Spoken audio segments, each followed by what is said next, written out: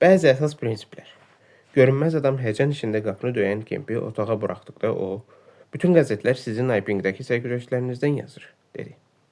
Bütün dünyayı görünməz adamın mövcud olduğundan xəbər tutmuşdur.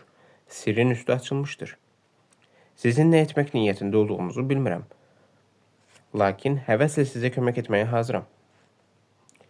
Görünməz adam çarpayda oturdu. Kemp sərbəst danışmağa çalışaraq, yuxarıda səhər yeməyi hazırdır, deyə xəbər verdi. Bu sözləri deyəndə qonağının həvəslə yerindən qalxdığını görüb rahatlaşdı. Bir tədbir tökməzdən əvvəl mən bilmək istərdim ki, siz necə gözü görünməz olmusunuz, Kemp dedi. Bu çox sadə və tamamilə mümkün olan bir şeydir, dedi. Əlbəttə, əvvəlcə bu mənə də möcüzə kimi göründü. Bilirsiniz ki, məni işıq problemi maraqlandırdığından təbabətdən əl çəkib fizika ilə məşğul olurdum. Öz-özümə söz vermişdim ki, bütün həyatımı bu məsələyə həsr edəcəyim. Mən işə başladım. 6 aylıq gərgin işdən sonra dumanlı pərdənin dalından gözqamaşdırıcı bir işıq parladı. Mən pigmentlərin və işıq sınmasının ümumi qanununun 4 ölçüdən ibarət olan həndəsi ifadəsini tapdım. Lakin bu hələ metod deyildi. Bu, ona gətirib çıxara biləcək bir ideya idi. Bu ideyanın köməyi ilə maddələrin xüsusiyyətlərini dəyişdirmədən təcrübədə optik sınma əmsalına bərabərləşdirmək mümkün olardı. Kemp fit çaldı. Bu çox maraqlıdır. Lakin mən belə başa düşürəm ki, bu üsulu siz daşa, metala tətbiq edə bilərdiniz. Lakin insanı gözü görünməz etmək bundan çox uzaqdır. Elədir ki, var. Bununla belə bir düşünün ki, gözü görünmək görünən cisimlərin işığa reaksiyasından asılıdır.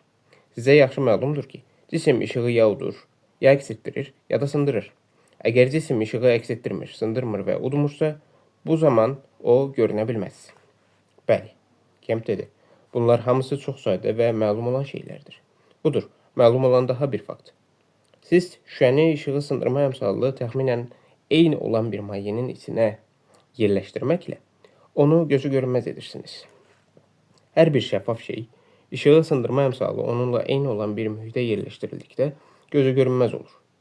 Əgər biraz düşünsəniz, o zaman siz şüşə tozunu havada da görünməz etməyin mümkün olduğunu başa düşərsiniz. Bunun üçün yalnız ondakı işığın sındırma əmsalını havanın işığı sındırma əmsalına çatdırmalısınız. Kemp, bunlar hamısı bəllidir, dedi. Lakin axı insan şüşə tozu deyildir. Yox, Griffin dedi. O daha şəffafdır. Boş sözdür. Gör bunu kim deyir? Həkim. Kemp, sümüklərin, əzələlərin, saçların, dırnaqların və əsəblərin lifləri də şəffafdır. Bir sözlə, qırmızı qan kürəciklərindən və saçın tünd pigmentindən başqa insanın bütün tərkib hissələri şəffaf, rəngsiz toxumalardan ibarətdir. Doğrudur, deyə Kemp səsləndi. Hələ keçən gecə mən dəniz ulduzları və meduzalar haqqında düşünürdüm. Hə, bax, indi siz məni anladınız. Mən bunların hamısını 6 il bundan əvvəl bilirdim. Lakin fikirlərimi heç kəsə deməmişdim. Mənim elmi rəhbərim kobud təbiətli, özgələrinin ideyalarını oğurlamağa adət etmiş bir adam idi. O həmişə məni güdərdi. Mən öz kəşfimi çap etdirmək və şöhrətimi onunla bölüşmək istəmirdim. Mən öz kəşfimlə birdən-birə dünyanı heyrətdə buraxmaq, məşhur olmaq istəyirdim. Bəzi əyri-əskiyi tamamlamaq üçün pigmentlər məsələsi ilə məşğul olmağa başladım. Və gözlənilmədən fiziologiya sahəsində bir kəşf etdim. Nə?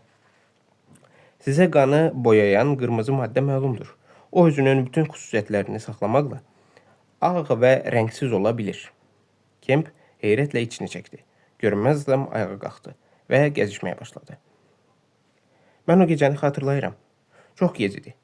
Bu kəşf mənim başımda qəflətən tam kamilliyi və parlaqlığı ilə doğdu. Mən tək idim. Laboratoriyada sakitlik idi.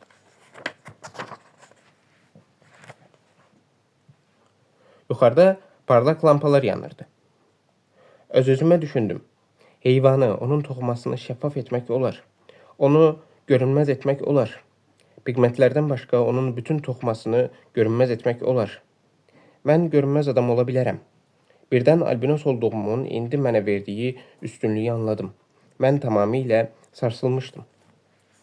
Pəncərədən ulduzlu göyə baxa-baxa mən görünməz adam ola bilərəm, deyə təkrar edirdim.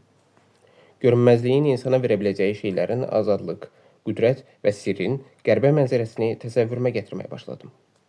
Mən burada bir mənfi cəhət görmürdüm. Bir düşünün, mən kollecdə dərs verən miskin bir assistent, qüdrətli bir adam ola bilərəm. İnanın, Kemp, kim olsa bu kəşfdən yapışardı. Mən 3 il yenə işlədim. Aradan qaldırdığım hər bir maneənin ardınca yenisi çıxırdı. Saysız hesabsız xırda məsələlər, ümidsizlik günləri, ehtiyac. 3 il belə həyat sürdüm. Sonra bu nəticəyə gəldim ki, təcrübəni bitirmək mənim üçün mümkün deyil. Nə üçün? Deyə Kemp xəbər aldı. Pul. Mənim maliyyə vəziyyətim çox çətin idi. O zaman mən öz qoca atamı qarət etdim. Oğurladığım pul isə özgənin olduğu üçün atam özünü güllə ilə vurdu. Son.